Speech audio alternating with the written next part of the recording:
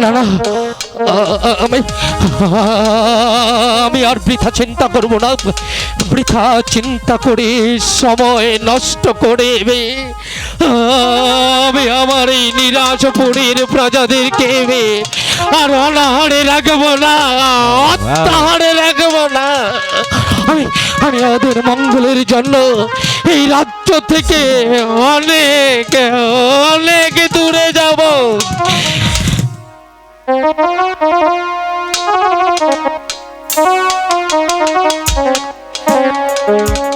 আব্বা হুজুর একদিন এই শাহী মসনদে আমাকে প্রতিষ্ঠিত করে বলে গিয়েছিলেন, আমি যেন আপনার এই নিরাশপুরীর প্রজাতির সুখ দুঃখের সাথী হই।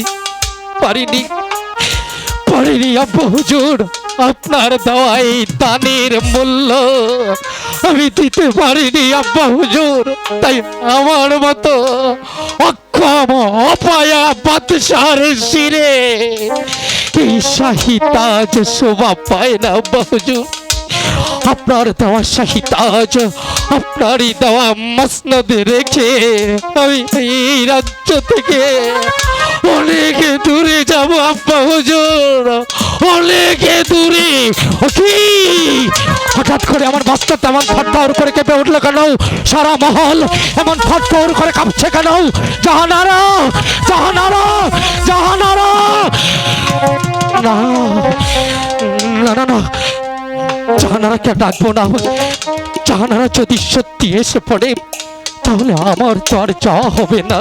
তাই তো জাহানারাকে না জানিয়ে, এই রাজ্যের প্রজাদেরকে না জানিয়ে নিজের রাজ্য থেকে, নিজের মহল থেকে রাতের অন্ধকারে বাদশাহ আলী একবার চোরের মতো পালিয়ে যাবে, চোরের মতো। সুখে থেকো, শান্তিতে থেকো নিরাশপুরীর প্রজা সাধারণ। তোমাদের সুখের জন্য, তোমাদের শান্তির জন্য, তোমাদের এই অক্ষম অপায়া বাদশা এই রাজ্য থেকে চলে যাচ্ছে। তবু তোমরা সুখে থেকো, তোমাদের বসে হাসি ফোটানোর জন্য আমি এই রাজ্য থেকে চলে যাচ্ছি। আর কোনো দিন এই রাজ্যে আমি ফিরে আসবো না, এই মসনদে আরো প্রবেশন হব না। এই অপায়া মুখ তোমাদেরকে আর দেখাবো না। এই হবে বাদশাহ আলী একবারের